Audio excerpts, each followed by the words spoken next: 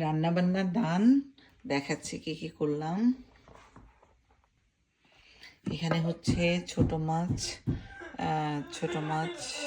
চচ্চড়ি, এখানে বাচ্চাদের চিকেন,